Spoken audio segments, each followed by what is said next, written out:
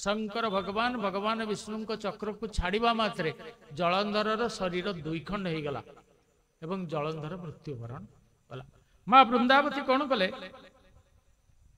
जिते जानिले जे भगवान विष्णु तांको सतीत्व हरण कर तेणु भगवान को अभिशाप देले कहले शुण मु तुम कौन दोष कर किंतु तमे जानी जानी मो सती नारी सतीत्व को हरण कल तेणु या फल अवश्य तुमको भोग करने पड़ो। कौन हम तोर भारी जाना मोसीरी गोविंद ताकू असुरे नेबे हरि गोविंद गोविंद गोविंद गोविंद गोविंद पदुगाळुछि मकरंद गोविंद असुर देव श्री बेनी गोविंद सोनारी कांदू शिव घेनी गोविंद गोविंद गोविंद गोविंद गोविंद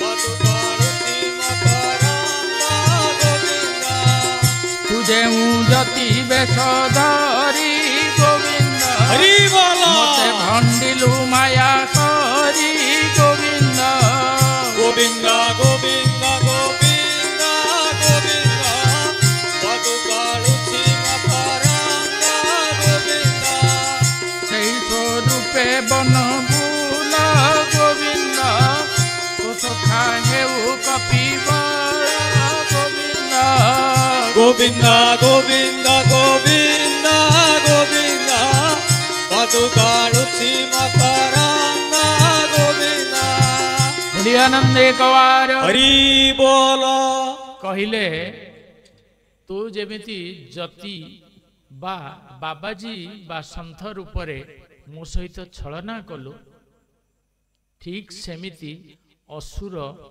सेई रूपरे आसी तो स्त्री को एभली भाबरे हरण करिवे आउ ता सहित युद्ध करिबा पई हेले तोते जो मांकड़ दुई जन मो स्वामीर शरीर को मिछरे आनी पकेइले सेई कपि बा मांकड़ तोते युद्ध रे साहाय्य करिवे। ए प्रकार अभिशाप माँ वृंदावती देला परे अग्नि प्रस्तुत करी से अग्नि को झास दे देले सबुदिन पाए। जेतेबेले अग्नि को झास दे देले माँ वृंदावती सेतेबेले भगवान विष्णु नीरव हो गले कारण अभिशाप जे केवल माँ वृंदा देले ताकू भगवान ग्रहण कले बा तथास्तु कले से नुह भगवान मने मने माँ को यही आशीर्वाद देले सबुदिन पाई तमे मो मस्तक रे स्थान पाई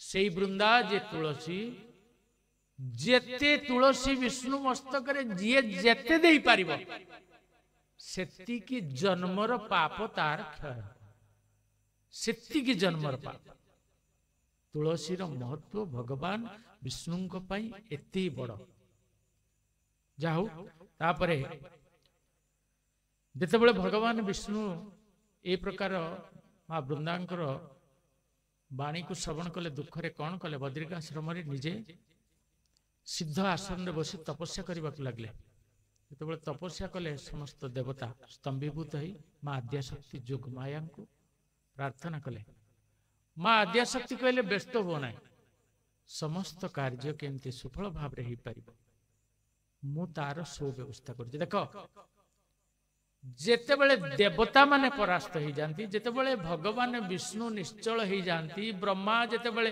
कौनसी कार्य करिवार अक्षमता प्रकाश करती जेतेबेले शंकर भगवान कौनसी दिग पाती ना कुआडे जीवे कौन करिवे सही समय रे माँ आद्याशक्ति जोगमाया ये सृष्टि को रक्षा करिथांती सेइथिपाई एई मासरे गोपी माने माँ कात्यायनी निकट रे भगवान कृष्ण को स्वामी रूप रे पाइबा पाई जय हाथ जोड़ी प्रार्थना करथिले एवं माँ समस्त गोपींकर मनर कथा जानी पारले कात्यायनी महामाई महाजोगिन्नधीश्वरी नंद गोपसुतम देवी पतिं मे कुरुते नम ए मंत्र महामंत्र ମାଙ୍କ ନିକଟରେ ଏଇ ମନ୍ତ୍ରକୁ ପାଠ କରି କରି ଗୋପୀ ମାନେ ଭଗବାନ କୃଷ୍ଣଙ୍କୁ ପାଇଗଲେ ସ୍ୱାମୀ ରୂପରେ ସମସ୍ତେ। ତେଣୁ ଯେତେବେଳେ ତମେ ଏ କଥା ମନେ ରଖ ଯେ ଯେତେବେଳେ ବି ଭଗବାନଙ୍କୁ ପ୍ରାପ୍ତ କରିବାର ଅଛି ତାର ଅତି ସହଜ ଆଉ ସରଳ ମାର୍ଗ ହେଉଛି ମାଙ୍କୁ ପ୍ରଥମେ ଭଜନ କର, ମାଙ୍କୁ ତୁଷ୍ଟି କର, ଖୁସି କର। ସିଏ ପ୍ରସନ୍ନ ହେଲେ ନିଶ୍ଚିତ ଭାବରେ ଖୁବ ସହଜରେ ତମେ ଭଗବାନଙ୍କୁ ପ୍ରାପ୍ତ କରିପାରିବ। ତେଣୁ ମା କଣ କଲେ, ପ୍ରଥମେ ଶୂନ୍ୟରୁ 3ଟି ବୀଜ ବା ମଞ୍ଜି ସୃଷ୍ଟି କଲେ। 3ଟି ବୀଜ ବା ମଞ୍ଜି ଯେତେବେଳେ ପୃଥିବୀ ପୃଷ୍ଠ ଉପରେ ପଡ଼ିଲା 3ଟି ଗଛ ଅଙ୍କୁରିତ ହେଲା। ସେ 3ଟି ଗଛ କଣ ନା 3 ଗୁଣରୁ 3ଟି ସତ୍ୱ ରଜ ତମ ତ୍ରିଗୁଣ। ତ୍ରିଗୁଣରୁ ସତ୍ୱ ଗୁଣରୁ ଯୋଉ ବୃକ୍ଷଟି ଜନ୍ମ ହେଲା ତା ନାମ ହେଲା ତୁଳସୀ। ରଜ ଗୁଣରୁ ଯୋଉ ବୃକ୍ଷଟି ଜନ୍ମ ହେଲା ମାଟିରେ ତା ନାମ ହେଲା ଧାତ୍ରୀ ବା ଧାତ୍ରୀ ଅଁଳା ଯାହାକୁ କହୁଛୁ। ଏବଂ ତମ ଗୁଣରୁ ଯୋଉ ବୃକ୍ଷଟି ଜନ୍ମ ହେଲା ସେ ବୃକ୍ଷର ନାମ ହେଲା ମାଳତୀ। ତେଣୁ ଏ ତୁଳସୀ ଆଉ ଧାତ୍ରୀ 2 ଜଣ ଯାକ ଯାଇ ସ୍ୱର୍ଗରେ ନିବାସ କଲେ, ମର୍ତ୍ତ୍ୟରେ ନୁହଁ। ୟାକୁ ଭଗବାନ କୃଷ୍ଣ ଆଣିଛନ୍ତି। ସେମାନେ ସେଠି ରହିଲେ ସ୍ୱର୍ଗରେ। ଏବଂ ଯେତେବେଳେ ତୁଳସୀ ଆଉ ଧାତ୍ରୀ ଯାଇ ସ୍ୱର୍ଗରେ ନିବାସ କଲେ ସେତେବେଳେ ମାଳତୀ ଯେତେବେଳେ ଦୁଃଖ ପ୍ରକାଶ କଲେ, ପ୍ରଭୁ କହିଲେ ବ୍ୟସ୍ତ ହୁଅ ନାହିଁ ଦେବୀ, ଦ୍ୱାପର ଯୁଗରେ ମୁଁ ତମ ସହିତ ଲୀଳା କରିବି। ତେଣୁ ଭଗବାନ କୃଷ୍ଣ କଣ କଲେ ନା ନିକୁଞ୍ଜ ବନରେ ମାଳତୀ ଲତାରେ ସଦା ସର୍ବଦା ଶୟନ କରୁଥିଲେ। ତେଣୁ ଏଇ ତ୍ରିଗୁଣରେ ମାଙ୍କର ଶକ୍ତିରୁ ତ୍ରିଗୁଣ ଜାତ ହେଲା। ଗୋଟେ ହେଲା ତୁଳସୀ, ଆଉ ଗୋଟେ ହେଲା ଧାତ୍ରୀ, ଅନ୍ୟଟି ହେଲା ମାଳତୀ। ଏବଂ ଏ 3ଟିକୁ ସୃଷ୍ଟି କଲା ପରେ କ୍ଷୋଭର ସହିତ ଭଗବାନ କଣ କଲେ ନା ଯେତେବେଳେ ପର୍ବତ ରୂପରେ ତପସ୍ୟା କଲେ, ପ୍ରଭୁ ଯୋଉଠି ତପସ୍ୟା କଲେ ସେଇଟା ଧୀରେ ଧୀରେ ତାଙ୍କ ଶରୀରଟା ପର୍ବତ ହେଇଗଲା। ତ ବିରାଟ ପର୍ବତ ହେଇଗଲା। ତାପରେ ବର୍ଷା ହେଲା। ବର୍ଷା ହେବା ଫଳରୁ ସେ ପର୍ବତରୁ ଛୋଟ ଛୋଟ ପଥର ସବୁ ତଳକୁ ଗଡ଼ିଲା ଏବଂ ସେଇଥିରୁ ଗୋଟେ ନଦୀ ସୃଷ୍ଟି ହେଇଗଲା। ସେ ନଦୀ ଆଗକୁ ଆଗକୁ ବହି ଚାଲିଲା ସମୁଦ୍ରରେ ମିଶିବା ପାଇଁ। ସେ ନଦୀର ନାମ ହେଲା ଗଣ୍ଡୁକୀ ନଦୀ, ଯାହା ଆଜି ବି ନେପାଳରେ ଅଛି। ଏବଂ ଭଗବାନଙ୍କ ଶରୀରରୁ ଯୋଉ ଛୋଟ ଛୋଟ ପଥର ସବୁ ନିର୍ଗତ ହେଇକିରି ପାଣିକି ଆସିଲା, ମା ବୃନ୍ଦାବତୀଙ୍କର ଅଭିଶାପ ଅନୁସାରେ ସେ ପଥରକୁ ବି ବାଦ ପଡ଼ିଲା ନାହିଁ। ସେ ପଥରକୁ ବି ଗୋଟେ ପ୍ରକାର କୀଟ ବା ପୋକ ଦଂଶନ କଲେ ବା କଣା କରିକିରି ତାକୁ ଖାଇଲେ। କେତେ ଜୋର ପୀଡ଼ା ବା କଷ୍ଟ ହେଇଥିବ ପ୍ରଭୁ। ଏବଂ ସେଇ ଶିଳାକୁ ଯିଏ ଗଣ୍ଡୁକୀ ନଦୀରୁ ପ୍ରାପ୍ତ କରେ ତାକୁ ହିଁ କୁହାଯାଏ ଶାଳଗ୍ରାମ, ଯିଏ ଭଗବାନ ବିଷ୍ଣୁଙ୍କର ଚଳନ୍ତି ପ୍ରତିମା। ଭଗବାନଙ୍କର ହୃଦୟ କହିଲେ ସେ ଶାଳଗ୍ରାମ। ଏବଂ ତାକୁ ପୂଜା କରିବାର ଅଧିକାର ପ୍ରଭୁ କେବଳ ବ୍ରାହ୍ମଣଙ୍କୁ ଦେଇଛନ୍ତି। ବ୍ରାହ୍ମଣ ହିଁ କେବଳ ତାକୁ ପୂଜା କରିପାରିବେ, ଆଉ କେହି ନୁହଁ। ଶାଳଗ୍ରାମ ପୂଜା କରିବାର ଅଧିକାର ପ୍ରଭୁ ଆଉ କାହାକୁ ଦେଇନାହାନ୍ତି। କଥା ବି ଜାଣି ରଖ। ଘରେ କେବେ ଶାଳଗ୍ରାମକୁ ଆଣିବନି, ରଖିବନି। କେବଳ ତୁଳସୀ ରେ ଶାଳଗ୍ରାମକୁ ପୂଜନ କରାଯାଏ, ଚନ୍ଦନ ତୁଳସୀ। ଯୋଉ ଶାଳଗ୍ରାମ ଯେତେ ପରିମାଣରେ କୀଟ ଦ୍ୱାରା କ୍ଷତଯୁକ୍ତ ହେଇଥିବ, ପୋକମାନେ ଯେତେ କାମୁଡ଼ିକିରି କଣା କରିଥିବେ ସେ ପଥର, ସିଏ ଶାଳଗ୍ରାମ ସେତେ ଜୀବନ୍ତ। ଶାଳଗ୍ରାମ ଯଦି ପ୍ରସନ୍ନ ହେବେ ତମ ଉପରେ, ଖଟୁଳି ଉପରେ ରଖ, ତମେ ପର୍ଯ୍ୟନ୍ତ ସକାଳେ ତମ ଦ୍ୱାର ବନ୍ଧ ପାଖରେ ଗୋଟେ ସମ୍ପୂର୍ଣ୍ଣ ଦୁଗ୍ଧ ପାତ୍ର ଭିତରେ ଶାଳଗ୍ରାମକୁ ବୁଡେଇକିରି ରଖିଦିଅ, ତଇଁ ପରଦିନ ସକାଳେ ଗୋଟେ ବୁନ୍ଦା କ୍ଷୀର ବି ତା ଭିତରେ ପାଇବ ନାହିଁ, ସବୁ ଯାକ ଶୋଷଣ ହେଇଯିବ। ତୁଳସୀ ଜଳରେ ସଦା ପ୍ରସନ୍ନ, ଚନ୍ଦନ ତୁଳସୀରେ ଶାଳଗ୍ରାମ। ସେ ଭଗବାନ ବିଷ୍ଣୁଙ୍କର ଚଳନ୍ତି ପ୍ରତିମା ଅଟନ୍ତି। ତାପରେ ପୁଣି କାର୍ତ୍ତିକ ମାସର ମହିମା କଥା ବର୍ଣ୍ଣନା କରିବାକୁ ଯାଇ କୁହାଯାଇଛି, କରବୀର ଦେଶରେ ଧର୍ମଦତ୍ତ ନାମରେ ଜଣେ ବ୍ରାହ୍ମଣ ନିବାସ କରୁଥିଲା। ରାଜ୍ୟର ନାମ ହେଉଛି କରବୀର ଏବଂ ଧର୍ମଦତ୍ତ ନାମରେ ଜଣେ ବ୍ରାହ୍ମଣ ନିବାସ କରୁଥିଲା। କାର୍ତ୍ତିକ ମାସ ବ୍ରାହ୍ମଣ କଣ କରନ୍ତି ନା ଗୋଟେ ଜଙ୍ଗଲ ରାସ୍ତା ଦେଇକି ନୃସିଂହ ଭଗବାନ ମନ୍ଦିରକୁ ଯାଆନ୍ତି ଜଳ ତୁଳସୀ ଦେବା ପାଇଁ। ଜଙ୍ଗଲ ରାସ୍ତା ତା ଭିତରେ ଦେଇକିରି ଯିବେ, ଜଙ୍ଗଲ ଆରପଟେ ନୃସିଂହ ଭଗବାନଙ୍କ ମନ୍ଦିର ଅଛି, ପ୍ରଭୁଙ୍କୁ ଚନ୍ଦନ ତୁଳସୀ ଜଳ ଅର୍ପଣ କରିକିରି ଆସିବେ। ଏ ହେଲା ବ୍ରାହ୍ମଣଙ୍କର ଦୈନନ୍ଦିନ କାମ। ଦିନେ ଯାଉଥିବା ବେଳେ ସେ ଦେଖିଲେ ଯେ ରାସ୍ତାରେ ତାଙ୍କୁ ଗୋଟେ ବିରାଟ ପିଶାଚ ଉଲଗ୍ନ ରୂପରେ ତାଙ୍କ ଆଗରେ ଆସିକି ଛିଡା ହେଇଗଲେ। କହିବି ୟା ପରେ ଭୂତ ପ୍ରେତ ପିଶାଚ ୟାଙ୍କର ସ୍ଥିତି ଅବତାରଣା ଜାଣିବା କେମିତି କହିବି ୟା ପରେ। ତେଣୁ ଯେତେବେଳେ ପିଶାଚ ରୂପରେ ଆସିକିରି ଛିଡା ହେଇଗଲା ବ୍ରାହ୍ମଣ ଭୟରେ ତାକୁ ଦେଖିକିରି ଡରିଗଲେ। ଡରି ଯାଇକିରି କଣ କଲେ ନା କମଣ୍ଡଳରେ ଯୋଉ ଦଳ ତୁଳସୀ ଥିଲା ତାକୁ ତା ଉପରକୁ ପକେଇଦେଲେ। ଯେମିତି ପକେଇଦେଲେ ସେ ଗୋଟେ ଦିବ୍ୟ ନାରୀ ହେଇଗଲା। ଦିବ୍ୟ ନାରୀ ହେଇକିରି ଛିଡା ହେଇଗଲା ଏବଂ ଯେତେବେଳେ ଦିବ୍ୟ ନାରୀ ହେଇକିରି ଛିଡା ହେଇଗଲା ଦେଇକି ବ୍ରାହ୍ମଣଙ୍କୁ କହିଲା, ହେ ବ୍ରାହ୍ମଣ ଦେବତା, ମତେ ଆପଣ ମୁକ୍ତି ଦେଲେ ସିନା କିନ୍ତୁ ସମ୍ପୂର୍ଣ୍ଣ ମୁକ୍ତ ମୁଁ ହେଇପାରୁନି, ମତେ ଆପଣ ପୁରା ମୁକ୍ତି କରିଦିଅ। ବ୍ରାହ୍ମଣ କହିଲେ ଠିକ ଅଛି, କାର୍ତ୍ତିକ ମାସରେ ଯୋଉ ଧର୍ମ ମୁଁ ଯେତିକି ଧର୍ମ ଧାରଣ କରିଛି ତାର ଅଧା ଫଳ ମୁଁ ତତେ ଦେଇଦେଲି। ଏତିକି କହିବା ମାତ୍ରେ ବୈକୁଣ୍ଠରୁ ଆସିକିରି ବିଷ୍ଣୁ ଦୂତ ପହଞ୍ଚିଗଲେ ଏବଂ ସେ ସୁନ୍ଦରୀ ନାରୀକୁ ନେଇକିରି ପଳେଇଲେ। ସେତେବେଳେ ବ୍ରାହ୍ମଣ ପଚାରିଲେ, ତୁ ପୂର୍ବ ଜନ୍ମରେ କଣ ଥିଲୁ, କଣ ପାଇଁ ତୁ ପିଶାଚ ଯୋନି ପ୍ରାପ୍ତ ହେଲା, କଣ ତୁ ଥିଲୁ? ସେ କହିଲା, ମୁଁ ପ୍ରକୃତରେ ପୂର୍ବ ଜନ୍ମରେ ଜଣେ ରାଜାଙ୍କର ସ୍ତ୍ରୀ ଥିଲି, ମୋ ନାଁ ଥିଲା କଳନା। କିନ୍ତୁ ମୁଁ ଏତେ କଳହ ପ୍ରିୟା ଥିଲି, ପ୍ରତ୍ୟେକ କଥାରେ ମୋ ସ୍ୱାମୀ ସହିତ କଳହ କରେ, ଟିକିଏ ବି ତାଙ୍କୁ ବାଦ ଦିଏ ନାହିଁ। ଏଗଲା ପ୍ରଥମ କଥା। ଦ୍ୱିତୀୟ କଥା, ସ୍ୱାମୀଙ୍କୁ ଦବା ପୂର୍ବରୁ ସମସ୍ତ ଖାଦ୍ୟକୁ ମୁଁ ଲୁଚେଇକି ରଖେ ଆଉ ଲୁଚେଇକି ଖାଇବି ଦିଏ। ସ୍ୱାମୀଙ୍କୁ ଖାଇବାକୁ ଦବା ପୂର୍ବରୁ ଲୁଚେଇ ରଖିଥିବା ଖାଦ୍ୟକୁ ମୁଁ ଖାଇଦିଏ। ଆଉ ବେଳେ ବେଳେ ଯେତେବେଳେ ମୋ ସ୍ୱାମୀ ଖାଉ ଖାଉ ସବୁ ଖାଇଦିଏ, ଅଳ୍ପ ଯାହା ରହେ ମୋ ଉଚ୍ଛିଷ୍ଟକୁ ମୋ ସ୍ୱାମୀଙ୍କୁ ଦେଇଦିଏ ଖାଇବା ପାଇଁ। ଫଳସ୍ୱରୂପ ହେଲା କଣ ନା ସ୍ୱାମୀଙ୍କ ପ୍ରତି ଏଇ ପ୍ରକାର ଅପଚାର କରିଥିବା ଯୋଗୁ ମତେ କଣ ହେଲା ନା ଯୋଉ ଯୋଉ ଶରୀର ଯେତେ ଜନ୍ମ ପାଇଁ ମିଳିଲା ତା ମୁଁ କହୁଛି ଶୁଣ କଣ ମିଳେ। ସେ ପାପ ପଳେ ଜନ୍ମ ସାତ ମାର୍ଜାରୀ ରୂପେ ବଗୀତା। ଗୋବିନ୍ଦ ଗୋବିନ୍ଦ ଗୋବିନ୍ଦ କତୁ ଗାଳୁଛେ ମାତାରାମ। ଯଦି ସ୍ୱାମୀର ଖାଦ୍ୟକୁ ଲୁଚେଇକିରି ସ୍ତ୍ରୀ ଖାଇଦିଏ ତାହେଲେ କଣ ହବ? ସେ ପାପ ଫଳେ ଜନ୍ମ ସାତ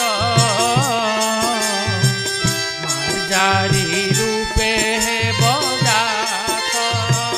ଗୋବିନ୍ଦ ଗୋବିନ୍ଦ ଗୋବିନ୍ଦ କତୁ ଗାଳୁଛେ ମାତାରାମ। କଳନା ମହାପାପ ଘେନି ତଦନ୍ତରେ ଜନ୍ମ ଦିନି। ଗୋବିନ୍ଦ ଗୋବିନ୍ଦ ଗୋବିନ୍ଦ କତୁ ଗାଳୁଛେ ମାତାରାମ। ডাকিনি হরি রূপে বল। বজাত সকল জনে বৈরিবাত। গোবিন্দ গোবিন্দ গোবিন্দ কতু গাড়ছে মাতারাম। বলি আনন্দ একবার। হরি বলা। তেণু স্বামীଙ୍କୁ ଉଚ୍ଛିଷ୍ଟ ଦେଲେ କଣ ହବ? 7 ଜନ୍ମ ମାର୍ଜାରୀ ବା ବିରାଡି ହବ। 7 ଜନ୍ମ ଜନ୍ମ ହବ, ପୁଣି ମରିବ, ପୁଣି ଜନ୍ମ, 7 ଜନ୍ମ ବିରାଡି ଶରୀର ପ୍ରାପ୍ତ ମାର୍ଜାରୀ। ଆଉ କଣ ହବ? ତାପରେ 3 ଜନ୍ମ ଡାକିନି ହବ, ଯାହାକୁ ଦେଖିଲେ ମନୁଷ୍ୟ ଦୂରରୁ ଭୟ କରିକି ଦୌଡ଼ିକିରି ପଳେଇବ। ସାରା ଜଗତ ଯାହାକୁ ଦେଖିଲା ମାତ୍ରେ ଭୟ କରିବ, ବିକଟାଳ ରୂପ। ଆଉ ଯେ ସ୍ତ୍ରୀ ସ୍ୱାମୀଙ୍କୁ ସବୁବେଳେ ଗାଳି ଦିଏ ମୁଖରେ, ସ୍ୱାମୀଙ୍କ ମନରେ ଦୁଃଖ ଆଣେ, ତାର ଅବସ୍ଥା କଣ ହବ? ଯେ ବଣ ତୁଣ୍ଡେ ନିତ୍ୟ କଳି ଗୋବିନ୍ଦ ସ୍ୱାମୀଙ୍କୁ ଦେଉଥିଲା ଗାଳି ଗୋବିନ୍ଦ। ଗୋବିନ୍ଦ ଗୋବିନ୍ଦ ଗୋବିନ୍ଦ ଗୋବିନ୍ଦ କତୁ ଗାଳୁଛି ମାତାରାମ। ଗୋବିନ୍ଦ ସେ ତୁଣ୍ଡେ ଜଳୁଥିବ ଜୁଇ ଗୋବିନ୍ଦ କିଛି ହିଁ ନ ପାରିବ ଖାଇ ଗୋବିନ୍ଦ। ଗୋବିନ୍ଦ ଗୋବିନ୍ଦ ଗୋବିନ୍ଦ ଗୋବିନ୍ଦ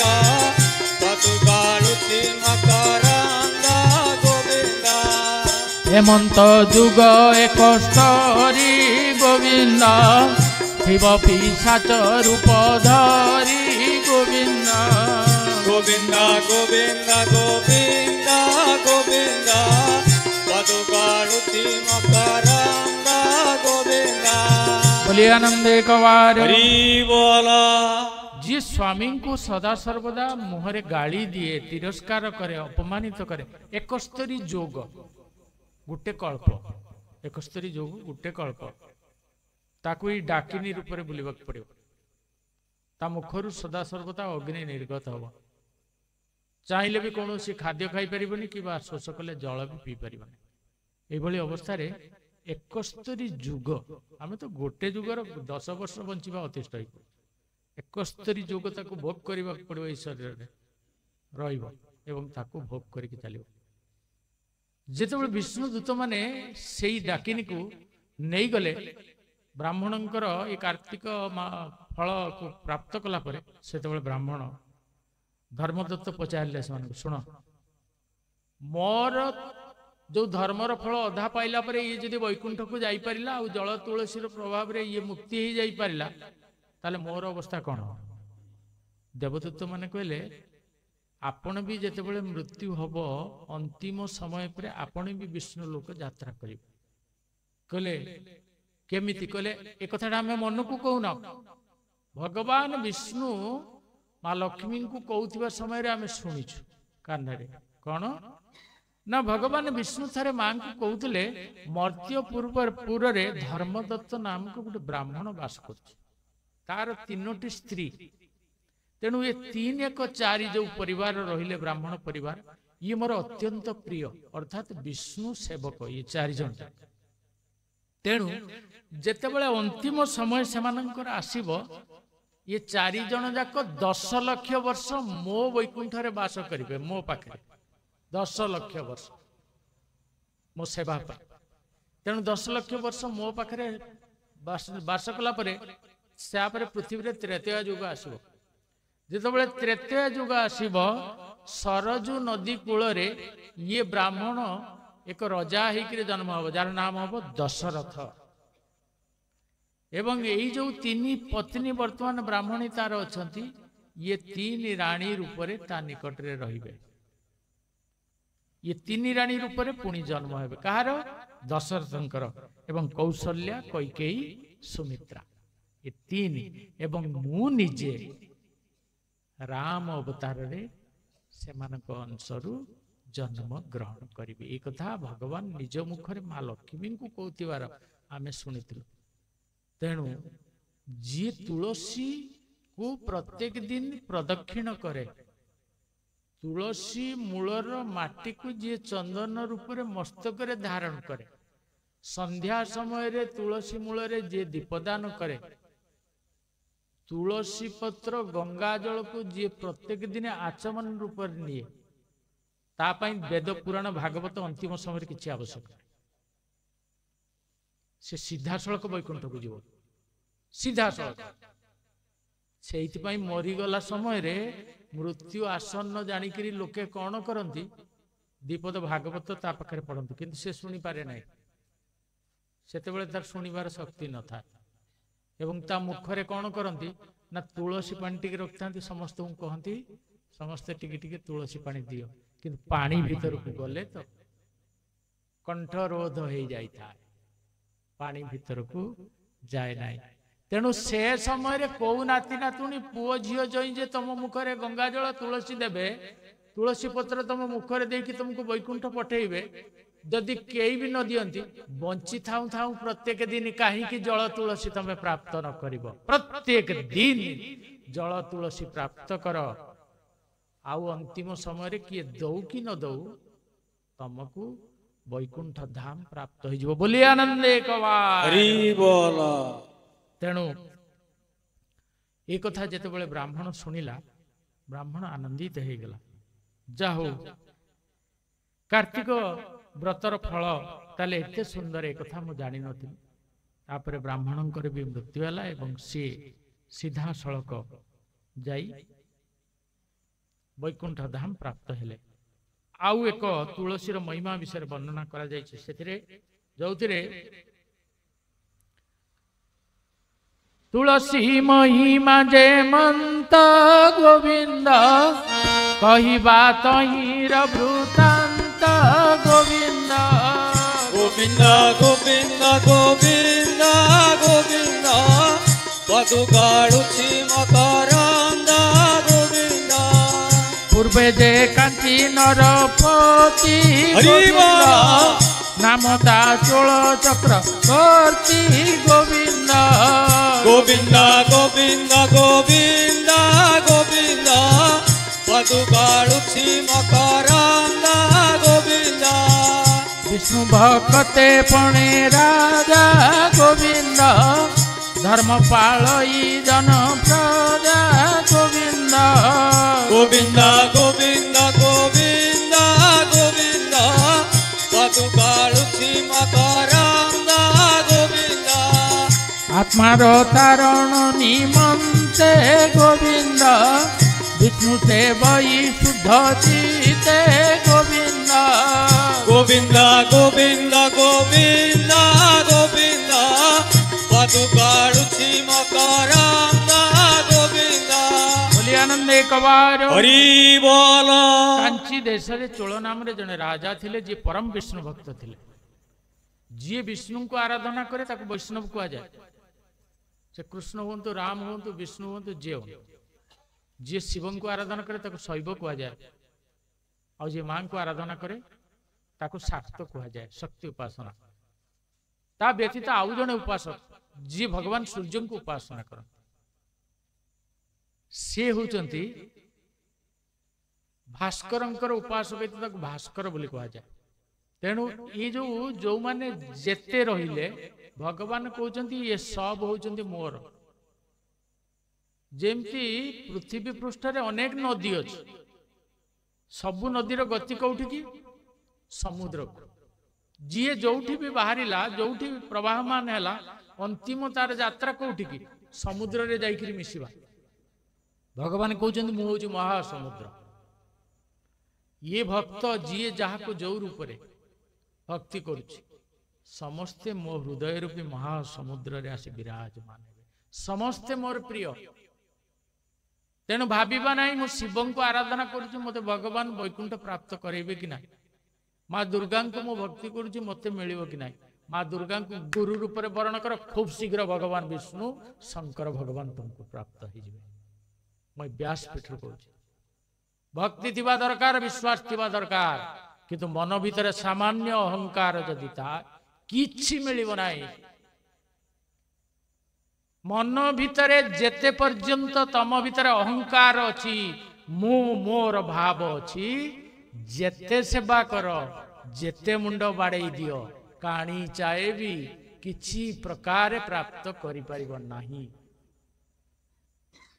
जो दिन भीतर सब किछि त्याग करके शून्य हो जिवो से दिन तुमको आपे आपे मिल जिवो कष्ट करने को आवश्यक पड़ो सेतिकी कर आउ भगवान गोटे कथा कहती तो बाहर रूप को मु कई बेले देखे ने तू कौन सजे होकर आसचु कौन पिंधिकी आसचु केते सुंदर देखा मु ते देखे नहीं मो देखे तू जो मो पाखु आसचु केते परिमाण रे भक्ति हृदय भीतर धरिकी आसचु अब मो पाखरे बसिकी मो कथा मो लीला को केते हृदय रे धारण करि पारुछु सेईटा प्रभु देखते आउ सब बेले मन रख भगवान को निकट रे छंद कपट छलना ये सब चले ना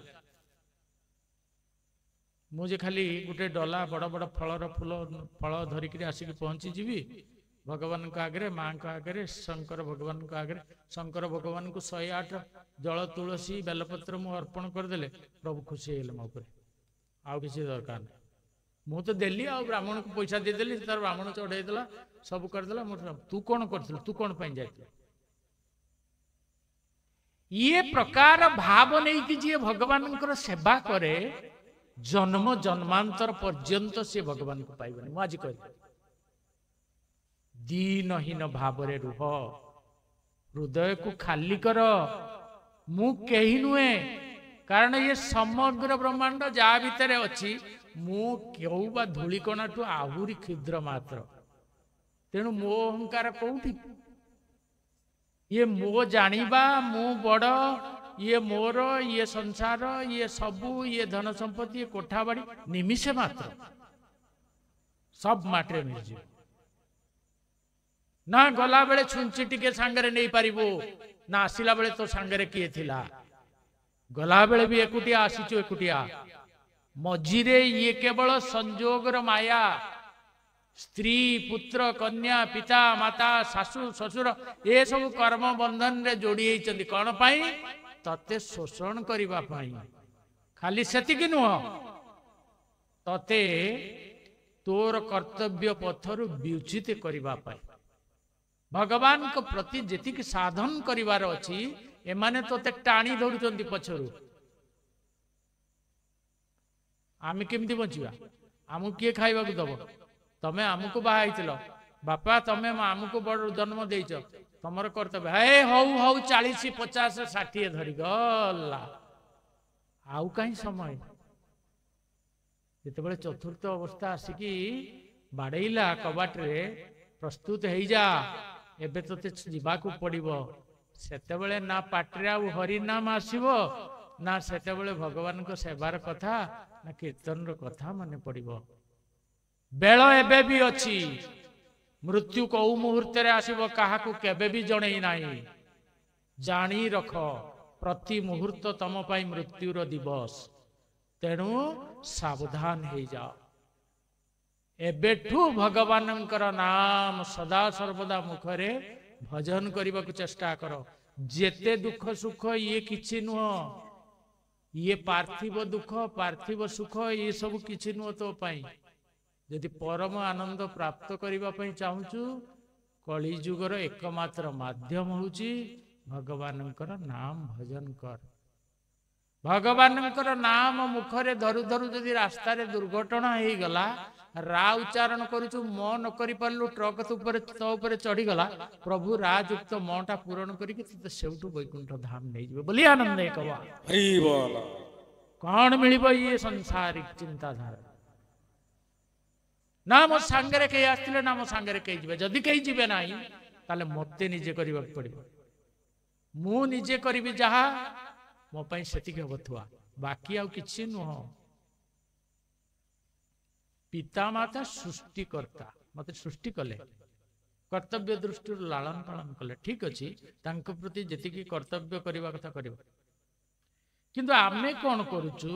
ଆମେ ସଂସାର ପ୍ରତି ଏତେ ପରିମାଣରେ ଲିପ୍ତ ହେଇଯାଉଛୁ, ଆକୃଷ୍ଟ ହେଇଯାଉଛୁ, ସଂସାରର ମାୟାରେ ଏତେ ପରିମାଣରେ ଜଡିତ ହେଇଯାଉଛୁ, ସବ ଭଗବାନଙ୍କର ନାମକୁ ବି ଭୁଲି ଯାଉଛୁ। ଭଗବାନଙ୍କ ନାମ ଭଜନ କରିବାରେ ଭୁଲି ଯାଉଛୁ।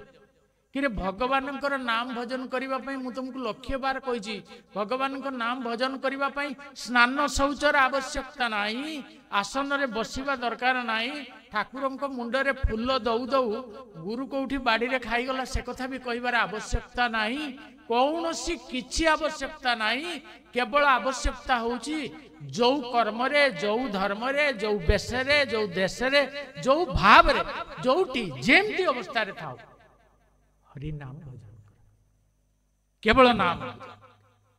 राधे श्याम सीताराम सीताराम, राधे श्याम सीताराम सीताराम, राधे श्याम सीताराम सीताराम, राधे श्याम सीताराम सीताराम, राधे श्याम सीताराम सीताराम, राधे श्याम सीताराम सीताराम। नाम ही एकमात्र नाव। ये भवसागर ए कूल आर कूल को जीवा, ये समुद्र भितर गोटे कूल आम अच्छु, यहाँ हूँ भव बा संसार। ये मिछ आ माया। मिछ कहीं ना एठी कहीं चिरंतन नुहति, सबुआड़ को आखि बुलाओ, जहा आखिरे देखुच सत बोली कहीकि जहा पछरे दौड़ुच, से अच्छी कई रही नहीं, रहिब नहीं। समस्त को दिने जीवाक पड़िबो। ତୁ ଯାହାକୁ କାନ୍ଧରେ ବଉଛୁ ତୋତେ ବି ଦିନେ ଜଣେ କାନ୍ଧରେ ବଇବ। ତୁ ଯାହା ପାଇଁ ଆଖିରେ ଲୁହ ଗୋଡଉଛୁ ତୋ ପାଇଁ ବି ଦିନେ ସିଏ ଆଉ ଜଣେ ଆଖିରେ ଲୁହ ଗୋଡେଇବ। କିନ୍ତୁ କାନ୍ଧରେ ବହୁଥିବା ଲୋକଟି ଜାଣିପାରେ ନାହିଁ ଯେ ମୁଁ ଦିନେ ବି ଆଉ ଜଣଙ୍କ କାନ୍ଧରେ ବୁହା ହେଇକିରି ଯିବି। ଆଉ ଅନ୍ତିମ ସତ୍ୟ ହଉଛି ମୃତ୍ୟୁ, ଅନ୍ତିମ ଶଯ୍ୟା ହଉଛି ଶ୍ମଶାନ। ଯଦି ସେଇଟା ଚିରନ୍ତନ ସତ୍ୟ ତାହେଲେ ବାକି ସବୁ ହଉଛି ମିଛ। ଆଜି ଅଛି କାଲି ନାହିଁ। କିଏ କହିପାରିବ ମୁଁ ସବୁଦିନ ରହିବି?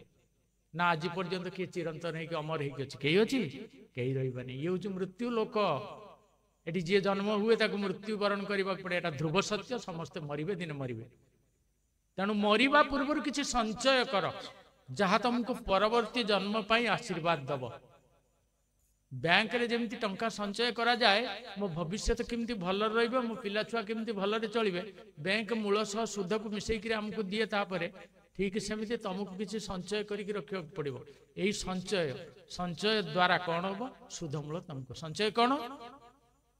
କେବଳ ଭଗବାନଙ୍କର ନାମ କେତେ ଜପ କରୁଛୁ, କେତେ ଭଜନ କରୁଛୁ, ଭଗବାନଙ୍କର ନାମକୁ କେତେ ଭଜନ କରୁଛୁ, ସେଇଟା କେବଳ ତୋର ସାଙ୍ଗରେ ଯିବ, ଯାହାକୁ ଆଉ କେହି ଦେଖିପାରିବେ ନାହିଁ। କେବଳ ଭଗବାନ ହିଁ ଦେଖିବେ। ସେୟାର ହିସାବ ନିକାଶ ପରେ ତତେ ବୈକୁଣ୍ଠ ଧାମ ପ୍ରାପ୍ତ ହବ। ଯାହା ହଉ ଏ ରାଜା ଏତେ ପରିମାଣରେ ବିଷ୍ଣୁ ଭକ୍ତ ଥିଲେ। ରାଜା ଚୋଳ ସେ ସମୁଦ୍ର କୂଳରେ ଏକ ପଥରର ବିରାଟ ବିଷ୍ଣୁ ମନ୍ଦିର ନିର୍ମାଣ କଲେ ଏବଂ ଭଗବାନ ବିଷ୍ଣୁଙ୍କୁ ସୁବର୍ଣ୍ଣ ଅଳଙ୍କାରରେ ପୁରା ଆଚ୍ଛାଦିତ କରିଦେଲେ ମୂର୍ତ୍ତିକୁ। ତାଙ୍କୁ ଦେଖିବା ପାଇଁ ଯେମିତି ରାଜା କରିଛନ୍ତି, ଏକଥା ସମସ୍ତଙ୍କ ମନରେ ଆସେ ଯେ ଏତେ ଭଗବାନ ବିଷ୍ଣୁଙ୍କର ଏତେ ସୁନ୍ଦର ପ୍ରତିମା ଆଉ ଏତେ ସୁବର୍ଣ୍ଣ ଗହଣା ତାଙ୍କ ଦେହରେ ଲଗା ହେଇଛି, ଏକଥା କହିକି ମତେ ଯେମିତି ସମସ୍ତେ ମନେ ପକେଇବେ। ରାଜାଙ୍କ ମନରେ ଅହଙ୍କାର ଥାଏ। ଦିନକର ଘଟଣା, ବିଷ୍ଣୁ ଦାସ ନାମକ ଜଣେ ବ୍ରାହ୍ମଣ ସେ ମନ୍ଦିରର ପୂଜକ ଭାବରେ ନିଯୁକ୍ତି ହେଲେ। ଯେତେବେଳେ ନିଯୁକ୍ତି ହେଲେ, ବିଷ୍ଣୁ ଦାସ କଣ କଲେ ନା ଭଗବାନ ବିଷ୍ଣୁ କୋଉଥିରେ ଅତି ପ୍ରୀତ ହୁଅନ୍ତି ବା ଖୁସି ହୁଅନ୍ତି ତାଙ୍କୁ ଜଣା। କୋଉଥିରେ ଖୁସି ହୁଅନ୍ତି?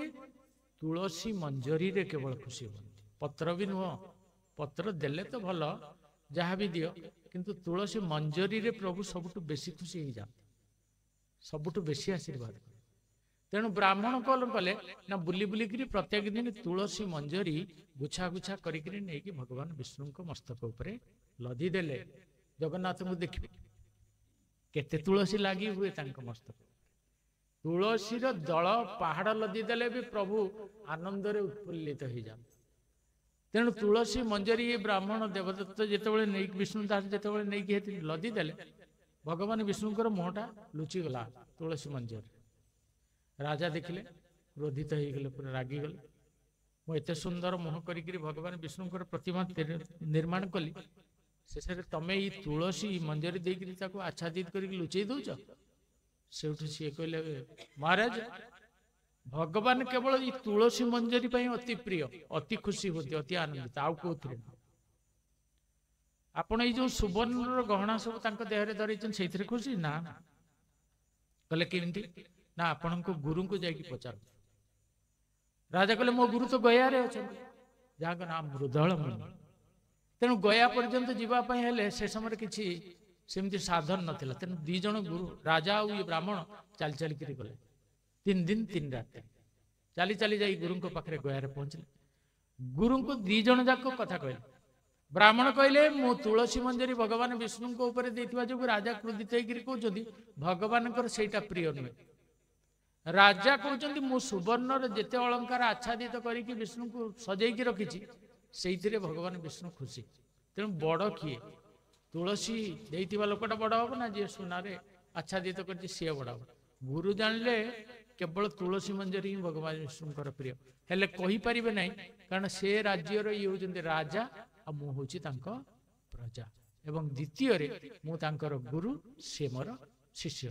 ତେଣୁ ସେ କହିଲେ ଠିକ ଅଛି, କିଛି ଆବଶ୍ୟକ ନାହିଁ, ସମୟ ହେଇଗଲାଣି, ସନ୍ଧ୍ୟା ସମୟ, ଆଳତି ହବ ଆଉ ଆଶ୍ରମରେ ସବୁ ପ୍ରକାର କର୍ମ ଅଛି। ତେଣୁ ତମମାନେ ଗୋଟେ କାମ କର, 2 ଜଣ ଯାକ ମୁଁ ବ୍ୟବସ୍ଥା କରିଦଉଛି, ଆଶ୍ରମ ରହିବା ରହିଯାଅ। ବ୍ରାହ୍ମଣଙ୍କୁ ଗୋଟେ ଅଲଗା ଜାଗାରେ ରଖି ଦିଆଗଲା, ରଜାଙ୍କୁ ଗୋଟେ ଅଲଗା ଜାଗାରେ ରଖାଗଲା। ରଜାଙ୍କୁ ରଜା ଭଳି ଆତିଥ୍ୟ ଦିଆଗଲା। ବ୍ରାହ୍ମଣଙ୍କୁ କଣ କରାଗଲା ନା ପ୍ରତ୍ୟେକ ଦିନ ମାଟି ହାଣ୍ଡି ଗୋଟେ, ଘିଅ, ଚାଉଳ ଆଉ ବାକି ପନିପରିବା ଯାହା ସବୁ ଦେଇ ଦିଆଯାଏ। ସେ ରୋଷେଇ କରିକିରି ତାଙ୍କର ଭଗବାନଙ୍କୁ ଅର୍ପଣ କରିକିରି ପ୍ରସାଦ ଗ୍ରହଣ କରିବେ। ଦିନକର ଘଟଣା। ବ୍ରାହ୍ମଣ କଣ କଲେ, ଯୋଉ କୋଠରୀଟି ତାଙ୍କୁ ମିଳିଥିଲା ସେଇ କୋଠରୀରେ ଖେଚୁଡି ପ୍ରସ୍ତୁତ କରିଦେଲେ। ଦେଇକି ହାଣ୍ଡିରେ ଗୋଟେ ଢାଙ୍କୁଣୀ ଲଗେଇ ଦେଲେ, କବାଟକୁ ବନ୍ଦ କରିଦେଲେ। ବନ୍ଦ କରିଦେଇ ଗଲେ ଗଙ୍ଗାକୁ ସ୍ନାନ କରିବା ପାଇଁ। ଗଙ୍ଗାରୁ ସ୍ନାନ କରିକି ଆସିକି ଦେଖନ୍ତି ନା ହାଣ୍ଡି ଅଛି ନା ଅନ୍ନ ଅଛି, କିଛି ନାହିଁ। ତେଣୁ କହିଲେ ଯଦି ଆଶ୍ରମରେ ମୁଁ ଚୋରି କଥା କାହାକୁ କହିବି ସମସ୍ତେ ମୋତେ ଖରାପ ଭାବିବେ, କାରଣ ଏଭଳି ସ୍ଥାନରେ ଚୋରି ଶବ୍ଦ ଆସିବ ବା କୋଉଠି, ପୁଣି ଅନ୍ନ ଚୋରି, ଏଇଟା ତ କେବେ ସମ୍ଭବ ନୁହଁ। କାରଣ ଏଠି ମାଗଣାରେ ସବୁ ମିଳୁଛି, କିଏ କାହିଁକି କାହା ଅନ୍ନ ଚୋରି କରିବ। ତେଣୁ ଯାହା ହଉ ସିଏ ଜଳପାନ କରିକି ରହିଲେ। ଏମିତି ପ୍ରଥମ ଦିନ ବି ସେଇ ଅବସ୍ଥା, ଦ୍ୱିତୀୟ ଦିନ ଏମିତି 7 ଦିନ ବ୍ୟତୀତ ହେଇଗଲା। ଯେତେବେଳେ 7 ଦିନ ବିତିଗଲା, ଅଷ୍ଟମ ଦିନ କେବଳ ଜଳ ତୁଳସୀ ପାନ କରିକି ସେ ଦିନ ରାତି ରହୁଥାନ୍ତି ବ୍ରାହ୍ମଣ। ଅଷ୍ଟମ ଦିନ ଲୁଚିକିରି ରହିଲେ, ଗୋଟେ ବାଡି ଧରିକି ଲୁଚିକି ରହିଲେ, କିଏ ସେ ନଉଛି। ଦେଖିଲେ ଯେତେବେଳେ କବାଟା ଆଉଜି ଦେଇକିରି ସେ ଗଲେ, ଗୋଟେ ଜରାଜୀର୍ଣ୍ଣ ଅବସ୍ଥାରେ ଜଣେ ପୁରୁଷ ଲୋକ, ଅତି ବାର୍ଦ୍ଧକ୍ୟ ଅବସ୍ଥା, ଚାଲିବାର ଶକ୍ତି ନାହିଁ, ସେଇ ଲୋକଟି ଆସିଲା। ଆସିକିରି ଖେଚୁଡି ହାଣ୍ଡିଟିକୁ ଧରିଲା। ଯେତେବେଳେ ଧରିକିରି ନେଇଯିବା ପାଇଁ ବାହାରିଲା, ବ୍ରାହ୍ମଣ ତା ଆଗକୁ ବାହାରି ପଡ଼ିଲେ, ହାତରେ ବାଡ଼ି ଅଛି, ଦଣ୍ଡା ଅଛି। ଦେଖିକି ଭୟରେ ଲୋକଟି ଦୌଡ଼ିଲା। ଯେତେବେଳେ ଦୌଡ଼ିଲା, ବ୍ରାହ୍ମଣ କହିଲେ ଆପଣ ସେମିତି ଯାଆନ୍ତୁ ନାହିଁ, ଖେଚୁଡ଼ିରେ ଖାଇବା ପାଇଁ ଲୁଣ ନେଇଯାଆନ୍ତୁ, ଘିଅ ନେଇଯାଆନ୍ତୁ, ବାକି ଯାହା ସାମଗ୍ରୀ ଆବଶ୍ୟକ ତାକୁ ସାଙ୍ଗରେ ନିଅନ୍ତୁ, କାରଣ ଖାଲି ଖେଚୁଡ଼ି ହାଣ୍ଡି ଧରିକି ଦୌଡ଼ିଲେ କେମିତି ଖାଇବେ ଆପଣ। କିନ୍ତୁ ସିଏ ଆଉ ଶୁଣିଲା ନାହିଁ ବ୍ରାହ୍ମଣ କଥା। ବ୍ରାହ୍ମଣକୁ ଭୟ କରିକିରି କଚାଡ଼ି ହେଇକିରି ପଡ଼ିଲା। ବ୍ରାହ୍ମଣ ଦୌଡ଼ିକିରି ଗଲେ, ଯାହାକି ତାକୁ ଯେତେବେଳେ ଉଠେଇ ନେଇକି କୋଳେଇ ନିଅନ୍ତି, ତା ଶରୀରରୁ ପ୍ରାଣ ନିର୍ଗତ ହେଇଯାଇଥିଲା। ବ୍ରାହ୍ମଣ ଯେତେବେଳେ এই ଅବସ୍ଥା ଦେଖିଲେ, ମୋହରି ପାଇଁ ଯେ ଗୋଟେ ମନୁଷ୍ୟର ଜୀବନ ଚାଲିଗଲା କେବଳ ଅନ୍ନ ମୁଠିଏ ପାଇଁ, ତେଣୁ ଧିକ ମୋ ଜୀବନ, ଇଏ ଧର୍ମ ଇଏ ଅଧର୍ମ, ଏଥିରୁ କଣ ମିଳିବ। ତେଣୁ ସେ କଣ କଲେ, ଆଶ୍ରମବାସୀଙ୍କୁ କହିକି ଚିତା ପ୍ରସ୍ତୁତ କଲେ। ଯୋଉ ଚିତାରେ ସେଇ ବ୍ୟକ୍ତି ଜଣକୁ ଚିତାରେ ଶୋଇଦେଲା ପରେ ନିଜେ ନିଷ୍ପତ୍ତି କଲେ, ସେଇ ଚିତାରେ ମୁଁ ଅଗ୍ନିରେ ଆତ୍ମବିସର୍ଜନ କରିଦେବେ। ଯେତେବେଳେ ବ୍ରାହ୍ମଣ ଚିତାଗ୍ନି ପ୍ରସ୍ତୁତ କରିକି ପ୍ରସ୍ତୁତ ହେଲେ ଆତ୍ମବିସର୍ଜନ କରିବା ପାଇଁ, ସେତେବେଳେ ଆଉ ସେ ଲୋକ ଚିତା ଉପରେ ନଥିଲେ। ସ୍ୱୟଂ ଭଗବାନ ବିଷ୍ଣୁ ଚତୁର୍ଭୁଜ ରୂପରେ ବିରାଜମାନ ହେଇଗଲେ ଏବଂ ବ୍ରାହ୍ମଣକୁ ହାତରେ ଧରିକିରି ଗରୁଡ଼ ପିଠିରେ ବସେଇକିରି ବୈକୁଣ୍ଠ ଯାତ୍ରା କଲେ। ଯେତେବେଳେ ଇଏ କଥା ରାଜା ଦେଖିଲେ, ରାଜା କହିଲେ ଖାଲି ତୁଳସୀ ମଞ୍ଜରୀ ପ୍ରଭୁ ତମ ମସ୍ତକରେ ବ୍ରାହ୍ମଣ ଦେଇଦେଲା ବୋଲି ସେ ବୈକୁଣ୍ଠ ପ୍ରାପ୍ତ ହେଇଗଲା। ମୁଁ ତମ ଦେଉଳ ତୁଳିଲି, ପ୍ରତ୍ୟେକ ଦିନ ଜଳ ତୁଳସୀ ପ୍ରାପ୍ତ କରୁଛି, ହବିଷାନ୍ନ ଭୋଜନ କରୁଛି ଏବଂ ତମ ଶରୀରରେ ସୁବର୍ଣ୍ଣର ଆଚ୍ଛାଦିତ କରିଦେଇଛି, ତାହେଲେ ମୋର କିଛି ଫଳ ନାହିଁ। ପ୍ରଭୁ ଓହ୍ଲେଇଲେ ଅଧା ବାଟ ଆସି ୟାକୁ ବି ରାଜାଙ୍କୁ ଗୋଟିଏ ଜଙ୍ଗରେ ବସେଇ ଦେଲେ। ବ୍ରାହ୍ମଣକୁ ଗୋଟିଏ ଜଙ୍ଗରେ, ରାଜାଙ୍କୁ ଗୋଟିଏ ଜଙ୍ଗରେ ବସେଇ ଗରୁଡ଼ ପୃଷ୍ଠ ଉପରେ ବସେଇକିରି ସିଧାସଳଖ ବୈକୁଣ୍ଠ ଯାତ୍ରା କଲେ। ବୋଲି ଆନନ୍ଦେ କୱାର ହରି ବୋଲ। କହିବାର ଉଦ୍ଦେଶ୍ୟ ହଉଛି, ଭଗବାନ ବିଷ୍ଣୁ କୋଉଥିରେ ପ୍ରୀତ ହୁଅନ୍ତି, ତୁଳସୀ ହିଁ ତାଙ୍କର ଅତି ପ୍ରିୟ। ତୁଳସୀରେ ଯେତିକି ପ୍ରୀତି ବା ଆନନ୍ଦିତ ହୁଅନ୍ତି, ଆଉ କୋଉଥିରେ ସିଏ ହୁଅନ୍ତି ନାହିଁ। ତେଣୁ ଭଗବାନ ବିଷ୍ଣୁଙ୍କୁ ଯେତେବେଳେ ବି ଆରାଧନା କର, ସେବା କର ତୁଳସୀ। କିନ୍ତୁ ଆଉ ଗୋଟେ କଥା ଯାହା କହିଥିଲେ, ଆଜି ବି ଆଉ ଥରେ ପୁଣି ଶେଷରେ କହୁଛି, ଜଳ ତୁଳସୀ ପ୍ରତ୍ୟେକ ଦିନ ପ୍ରାପ୍ତ କରିବା ପାଇଁ ଚେଷ୍ଟା କର। ପ୍ରତ୍ୟେକ ଦିନ ଜଳ ତୁଳସୀ ପ୍ରାପ୍ତ କର, ଭଗବାନଙ୍କର ନାମ ଭଜନ କର। ଏତିକି ଟିକିଏ ଯଦି ସଞ୍ଚୟ କରିକି ରଖିବ, ଏଇଟା କେତେ ଗୁଣରେ ତମକୁ କୋଉଠି ନେଇକି ପହଞ୍ଚେଇବ କେହି ତା ହିସାବ ପାଇବ ନାହିଁ। କାରଣ ଏଇଟା ଆଖିରେ ଦେଖାଯାଏନି। ଯୋଉଟା ଆଖିରେ ଦେଖୁଛ ତମେ ଭାବୁଛ ସତ, ଏଇଟା ସବୁ ମିଛ। ଯୋଉଟା ଦେଖିପାରୁନ, ଯିଏ ଭିତରେ ଅଛି, ତମ ହୃଦୟ ବା ହାର୍ଟକୁ ଯିଏ ଚଲାଉଛି, ତା ଭିତରେ ବ୍ୟାଟେରୀ ଅଛି, ଇଲେକ୍ଟ୍ରି ଅଛି, ଯିଏ ସବୁବେଳେ ତମେ ଶୋଇଗଲା ପରେ ବି ସେ ଚଲାଉଛି, ଯିଏ ପବନକୁ ଭିତରକୁ ଆହରଣ କରି ନେଉଛି ପୁଣି ବାହାରକୁ ବାହାର କରିଦଉଛି, ଯିଏ ବାୟୁକୁ ନିଜ ଭିତରକୁ ଶୋଷଣ କରୁଛି ଏ ଶରୀର ଭିତରକୁ, ପୁଣି ତାକୁ ବାହାର କରିଦଉଛି। ତାକୁ ଥରେ ଚିନ୍ତନ କରିଛ, କୋଉଠି ଅଛି, କେମିତି ଦେଖିବା ପାଇଁ? ତା ପାଇଁ ତମେ ଅଛ, କିନ୍ତୁ ଶରୀରକୁ ନେଇକିରି ତମେ ଅହଙ୍କାର କରୁଛ। ସିଏ ଶରୀରରୁ ବାହାରି ଗଲେ ଶରୀର ଶବ ହେଇଯାଉଛି। ଶରୀରରେ ସିଏ ଯେତେ ପର୍ଯ୍ୟନ୍ତ ଭିତରେ ଅଛି, ଶରୀର ଚଳଚଞ୍ଚଳ ଅଛି। ତେଣୁ ତା ପାଇଁ ଶରୀର ନା ଶରୀର ପାଇଁ ସିଏ? कहा पाई आत्मा पाई शरीर ना शरीर पाई आत्मा आत्मा पाई शरीर बंचिकी रोचे आत्मा जो मुहूर्त त्याग करिव शरीर से मुहूर्त शव हम हुए तो पाउंस हो दुई मुठा पाउंस ना तो पशु जंतुंकर खाद्य हो माटी पोदेले पोक मानकर आहार हो ये हूँ शरीर तीनोटी गति तेणु शरीर को नहीं केवे अहंकार कर ना आ सब बेले मन रख मु मोर भाव को त्याग कर जिते परिमाण रे पारुच संसार ठू दूरे रही चेष्टा कर तामान नुहे कहूना आज कमंडल धरिकी गेरुआ पिंधिकी घर बाहर जावाई संसार भितर रुह परिवार भितर रुह संसार प्रति कर्तव्य कर परिवार प्रति कर्तव्य कर ता भितर गंगा जल भली पवित्र ही भगवान का नाम को भजन कर तांकु चिंतन कर आज बाणी को विश्राम दबा।